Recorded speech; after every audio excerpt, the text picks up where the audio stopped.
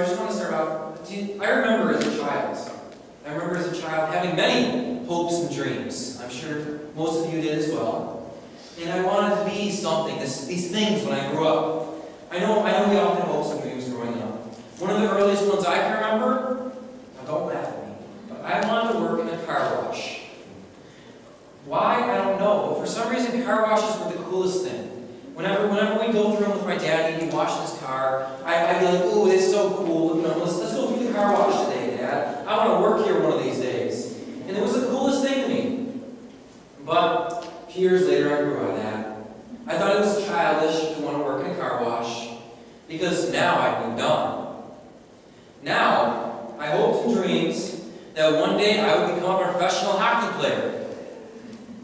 Again, as I grew, I came to realize the foolishness of that unrealistic desire. It would never happen. Then I dreamed of being a wildlife biologist. I even did some studies in high school. I specifically took studies in biology and wildlife biology and specifically marine biology. You don't know how hard it was for my mom to find a course, because I was homeschooled, that was specifically on marine biology. Well, then I went to school for it. I went to Open Community College. I spent my first year in college going for wildlife biology. But then I started to take my faith seriously. I started to ask, what gifts had God given me? Where was I called to be? And coincidentally, at this time, I've been working with youth ministry for a few years, and I really started to take a passion for that. And I started to realize that God had given me a passion and a gift of teaching. Specifically, at that time, I thought to youth. So I thought, okay, well, I changed schools and degree plans, putting my hope in one day becoming a youth minister. But as I continued to grow, my hopes continued to evolve, I came to realize that my passion was for something deeper than what youth could work with. What I wanted to teach was a lot beyond what teenagers could work with at that time. Now, I enjoyed teaching teens, and frankly, most of the time, I'm more comfortable teaching the teens than I'm teaching you, because frankly, they're a lot kinder than a lot of you are sometimes. They really are. Teens are a lot kinder than most adults. And just not to each other is the problem. It's like we have a problem with our own age group. So even though I'm not in your age group, I'm seen as your age group because I'm preaching and you're listening. So you guys respond to me in that manner. So I changed and I decided, okay, I want to one day preach in a church, just like I'm doing now. So I put my hope in that.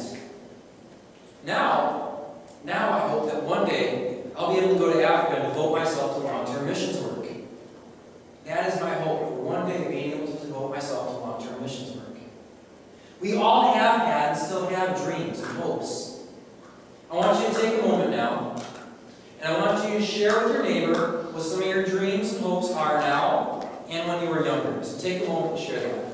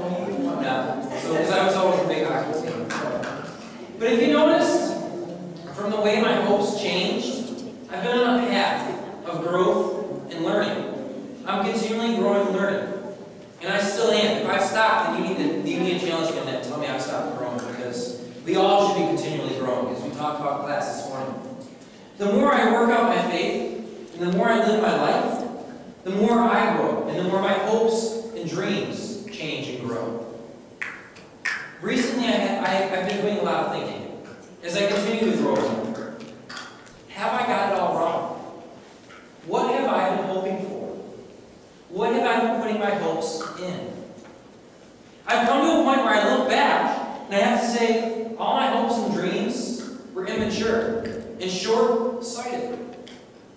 Even the ones where I say I hope for one day being a missionary, going to Uganda, which you've been to, maybe not Uganda, going to Africa. It's not teaching or going somewhere or becoming something that I should put my hope in. There is but one thing and one thing alone that I should put my hope in. It's God. Amen. Everything here passes away. And while these hopes might seem reverent and faithful, there's still in fact hopes for this world. I might hope to preach, I might hope to teach God, but I'm still hoping in things of this world. I'm hoping and accomplishing what I can make of myself. Hoping and accomplishing goals that belong to this world. I'm casting my hopes and desires on schooling and job applications and chance. This is one of the most basic offerings that God requires of us. This is why what Ed said was so perfect. He desires from us offerings as hopes, dreams, and reliance upon Him. We aren't to look forward to achievements this world has to offer, but we're to look to Him and His providence. In Matthew 13:44 it reads, "The kingdom of heaven is like a treasure hidden in a field, which a man found and covered up. Then in his joy, he goes and sells all that he has and buys the field." Imagine this for a moment.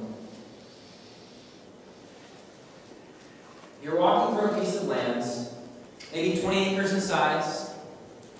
On this piece of land, you discover a small hidden cave that's gone unnoticed for years. Who knows how long it's been there? You decide to investigate as soon as you step in. You discover this cave is in fact laden with diamonds. You run out and cover up the entrance so that no one notices as you have. As you're running home, you notice a sign that says, "For sale." Immediately, you contact the seller and tell him you want the land. You go home and tell your spouse, "Honey, get out of the house, I just sold it." They think you're nuts. Why did you sell the house? "So I can buy that piece of land down the road." Well, that confirms that you're crazy. That land's worthless. Oh, and you sold the car, the bed, the dog, all your clothing and shoes, and one of the kids as well. What is wrong with you? But you give a slight grin and laugh at her, or him, because you know that in giving up everything, you just gain more than you could ever hope or dream of. You have sold your hopes and dreams, even your ability for self-reliance. You've sold it all for one new hope. We as well, sitting here today, have found that treasure. We were wandering in the land and found something worth more than everything we have ever placed our hopes and dreams in. So what is this treasure we found? Well, it's Jesus. It's the kingdom of God. But what does that mean to us? What is so valuable about this treasure? Turn with me to Isaiah chapter 65. Isaiah 65, 17 through 25. Isaiah 65, 17 through 25. We'll read it together.